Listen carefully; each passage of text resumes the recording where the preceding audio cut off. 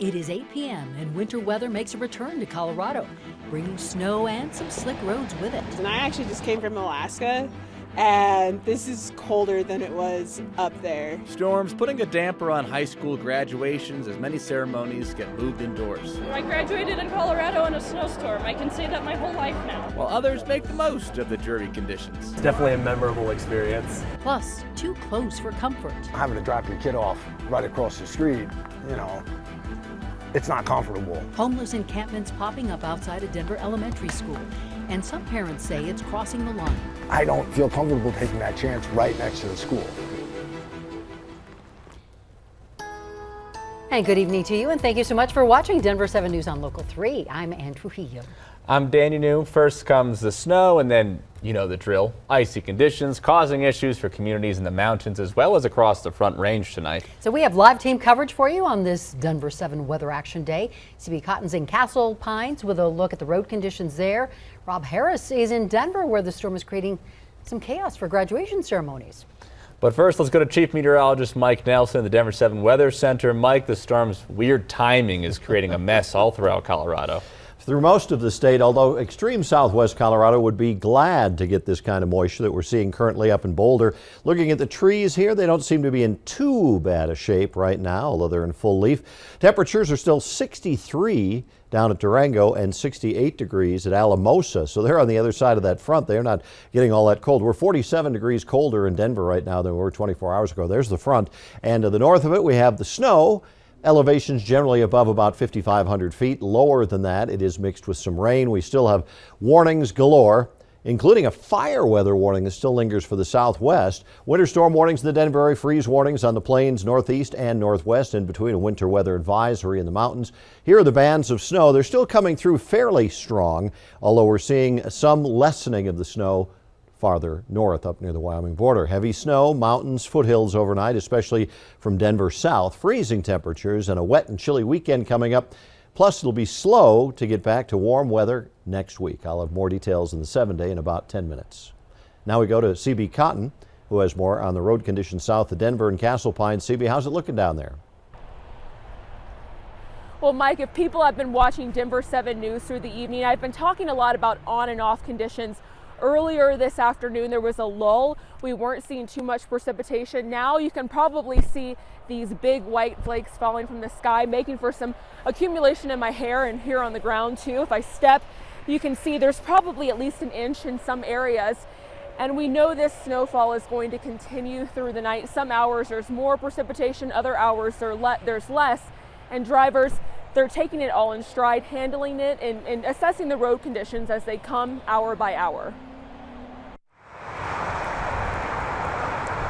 Snowfall stealthily making its way into Colorado's springtime. But ask any Coloradan and they're not too surprised. I mean, that's Colorado. Like we this is us. You got to be prepared for like anything. Yeah, 90 degrees, snowing today. Temps did reach 90 degrees on Thursday, a sharp contrast to the late May snowstorm that arrived on Friday, a storm that could drop up to 2 feet of snow and some parts of the northern Front Range over the weekend. But down south in Castle Pines, accumulation is expected to be less. Still, drivers had to tackle near whiteout conditions in the early afternoon. Coming up 25 was only about 100 yards of vision. It's coming down so fast and so hard. Well, it was wet and real wet, not icy, and the visibility was very poor. And I went from Castle Pines out to Parker. For Consuelo Reyes, the roadways became so tricky, she decided to stop driving all at once. I actually pulled off and took a nap for a little bit, and then I woke up and visibility was much better. So we're just gonna see how it goes. Taking it one stretch at a time will remain her motto as she makes her way farther south. Take my time, leave space. Yeah, that's what we're gonna do. I still have to get to Alamosa, so there's like 3 more hours pretty much for me. Others just grateful they don't have to go too far this weekend. We live in the mountains, this is nothing. And some excited for what could be Colorado's last snowfall before the summer months. Pues a mí me gusta muchísimo. This man telling us he's enjoying the weather, but we all know no Coloradan is taken too off guard by a late snow. Looking out here at I-25, you can see there are some travelers out here, but really if you can stay home in this wintry weather, that's probably best because there are definitely some slick spots, and it's important to be mindful in these conditions that the unexpected can always happen. And these conditions are not only impacting traffic and people's commutes, they're also impacting high school graduations, many of them having to make last-minute changes to accommodate for this blast of winter that we have this May, including Columbine High School. And that's where we find Denver 7's Rob Harris. Rob, what can you tell us? Yeah, so CB, Columbine seniors, they were supposed to be crossing the stage at Red Rocks tonight, and they were hoping for a sunny Colorado spring day to do that rather. Obviously that didn't happen. So school leadership at the last minute decided to move it to Denver Coliseum indoors, and that's actually what's happening right behind me as we speak. Now, I talked to some Columbine seniors about this, see how they felt about it. They were disappointed. Quite a few of them told me that they had been dreaming of a Red Rocks graduation ceremony on a beautiful Colorado spring day for a long time. That didn't end up being the case. But they did say that they've learned to be resilient over the past few years because COVID has changed so much of their high school experiences. So really, they're just thankful to be at an in-person ceremony, period. It's always been a dream, like graduating at Red Rocks. It's just such a pretty place, but I think just being able to be here and like dressing up, being nice, and not having to worry about cold weather. Our families still get to come, and like we all still get to be here as like one big class. We've dealt with a lot already in high school, and we're kind of used to it at this point, but obviously we're sad about it, but we're glad that we could just graduate in general. Let's go! Let's go! So, yeah, as you can see, the grads don't seem to be too heartbroken about all of this. And Columbine is hardly alone here at having to change their plans at the last minute. Chatfield had to move its graduation from Red Rocks to the Coliseum as well. And many others have had to either move indoors to a school gym or even push it back a day to accommodate with this weather.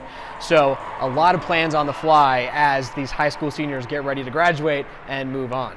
We have a full list of the announcements we've gotten from schools up at thedenverchannel.com. And Danny.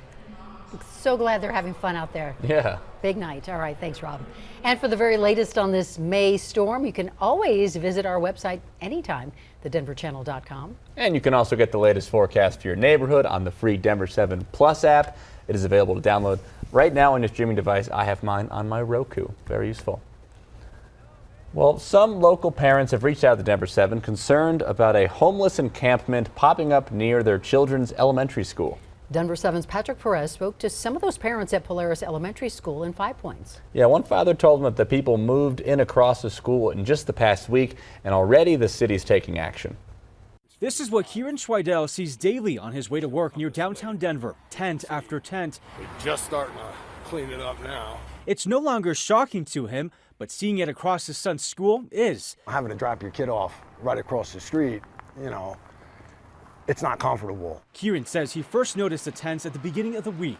We counted at least 3 of them stationed directly across an entrance to Polaris Elementary School, where his 7-year-old son attends the 2nd grade.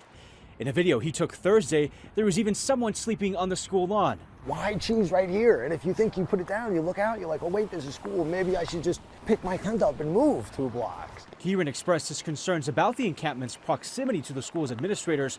They were already aware, he says, and had reached out to the city. That's when he learned the encampment had been given a 7-day notice. Mental health and homelessness often go hand in hand. That's a chance that could be taken outside the city. I don't feel comfortable taking that chance right next to the school. A community member who did not want to be identified was quick to point out not everyone feels the way Kieran does. You're blowing this out as a person. I'm a community member. I just brought some food, warm clothes, and hand warmers for them. Okay. This is absolutely, please know that this is not how the community feels. In a statement to Denver 7, Denver Public Schools says, while we are optimistic that the people here will be good neighbors, school officials have shared concerns about trash, drug paraphernalia, and human waste on the playground and sidewalks students use to get to and from the school. We are working with the community to address these issues.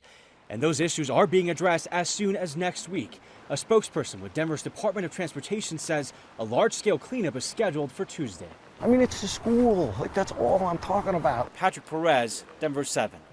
A wet and white start to the weekend. I'll let you know how much more snow is going to fall overnight. From evictions to bankruptcy, families on a budget can't often afford the luxury of legal help. You need a lawyer, and we don't have the resources to provide them. As legal aid groups struggle to keep up with demand, Coloradans are falling between the justice gap. I was like, wow, like my whole life is going to change right now. Plus, one local elementary school makes a touching tessellation as a tribute to their community. It's just amazing that we get to share it with everyone and they can share it with other people.